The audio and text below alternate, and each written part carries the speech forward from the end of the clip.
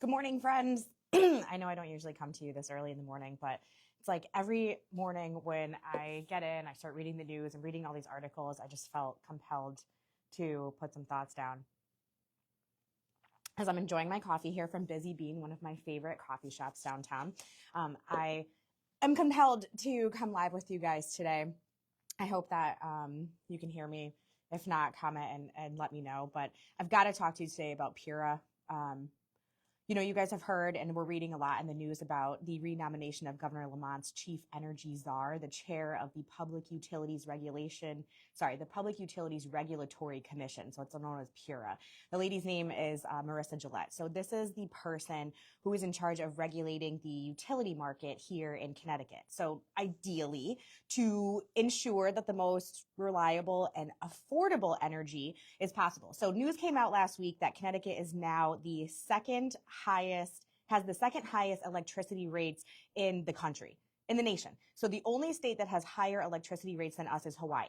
So we are the highest in the contiguous United States. So I think we can all agree that the last thing that we would call our energy market is affordable, right? So this is all drama. We've all been watching this unfold for quite some time. So rather than admit, he's wrong, that PURA has failed to deliver on its mission of providing affordable energy for us here in the state of Connecticut, or go in a different direction, what am we reading about today? So we're reading about the fact that the governor instead chooses to double down and renominate the same lady, Melissa Gillette, for a second term to lead our energy market. So the same lady that couldn't do anything to help us the first time, he goes and says, yeah, we're gonna put her back in her job. So this has been unfolding over the last couple of weeks, right? So the first step here is that she has to pass the legislature. So Lamont and his Democrats friends, these guys have super majorities in the legislature, right? Democrats have held virtually every level of power in this state for the last 15 years. So she should have gotten through, sailed through, right?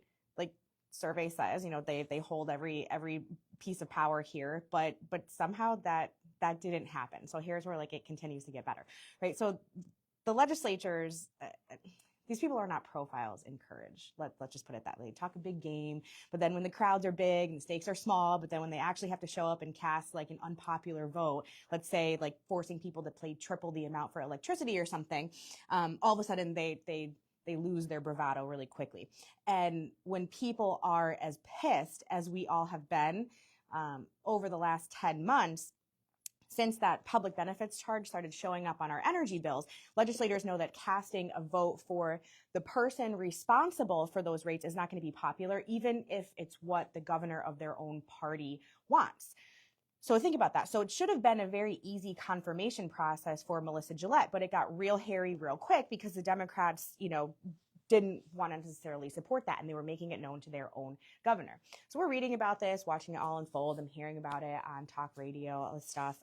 So her first hurdle is the Joint Committee on Executive and Legislative Nominations. There's 21 legislators on that committee, right? 13 Democrats, 8 Republicans. So shortly after Lamont puts Melissa Gillette's name in for renomination, Republicans said there's no way, we're not voting for this because of PURA's refusal to prioritize reducing rates rather than putting forth some crazy, liberal energy agenda that we know is not doing anything to help us. So all of us are continuing to talk about how we want electricity rates lowered. We want to see this. We want our government to work for us and lower these rates. Well, listen, I'm all for diversifying our energy supply, right? Investing in green energy, green technologies when it makes sense, but not when we're sitting here with the highest electricity rates in the contiguous United States. I can't support that. Republicans are in the minority, right?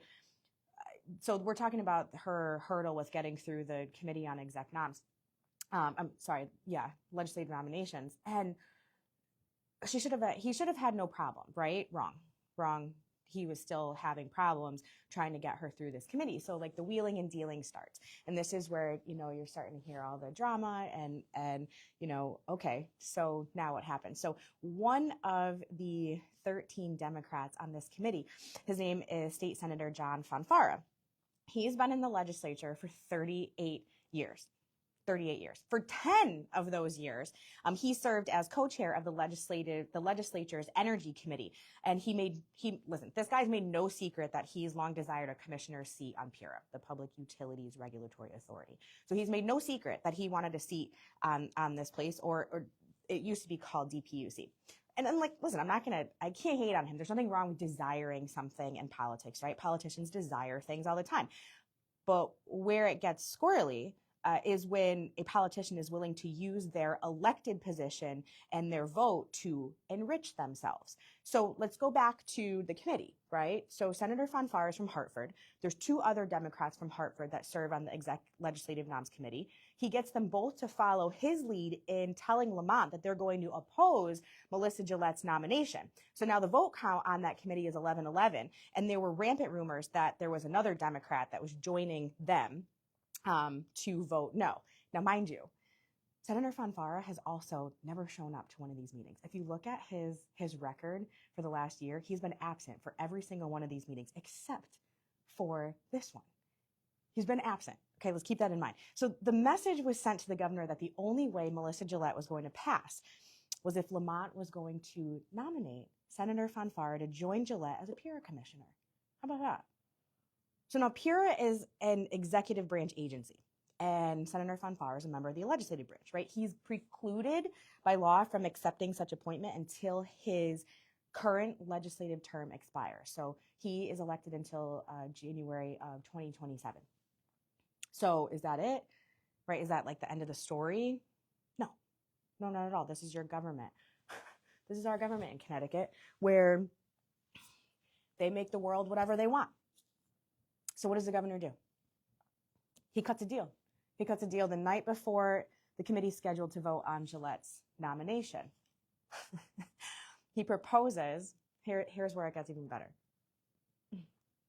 What he does was he proposes pulling PURA out of DEEP and making it a quasi-public agency. So what does that mean? As a quasi-public agency, it means it's no longer technically an executive branch agency. So quasi-public agencies are also not subject to the same scrutiny, transparency, and oversight as executive branch agencies. So this means, by doing this, that he can now appoint Senator Fanfare to PURA, which he agrees to do in exchange for Melissa Gillette's successful confirmation.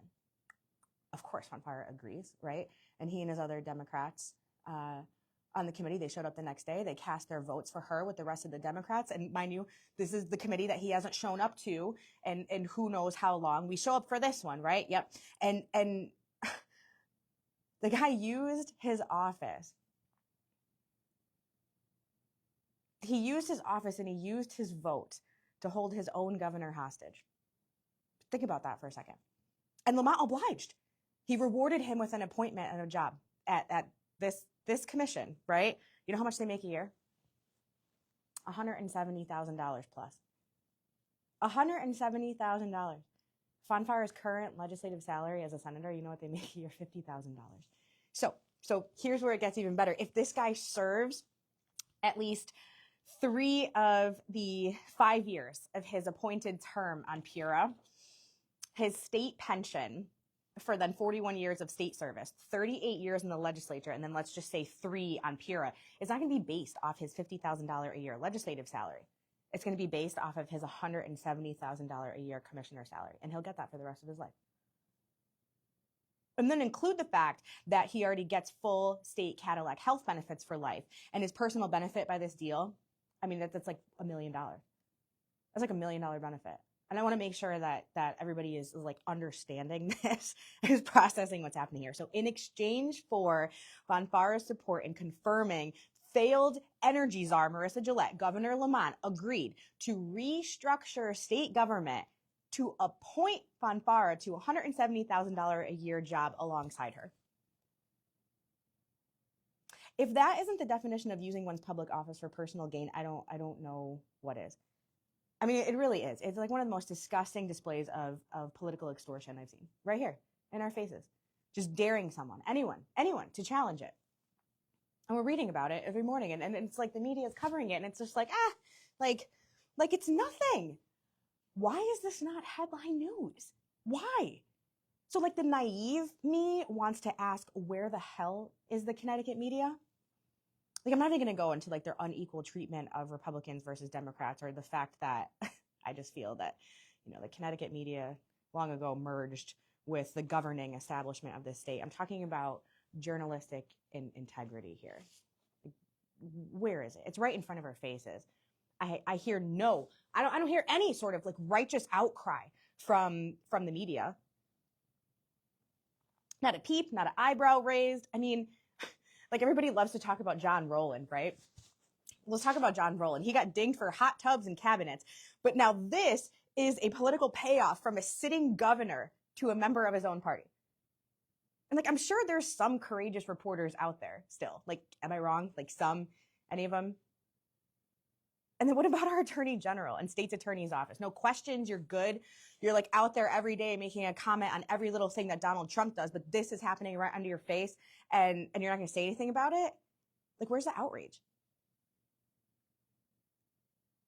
But I suppose if I'm waiting for, their accomplices to call a foul on themselves, I guess maybe I am just naive.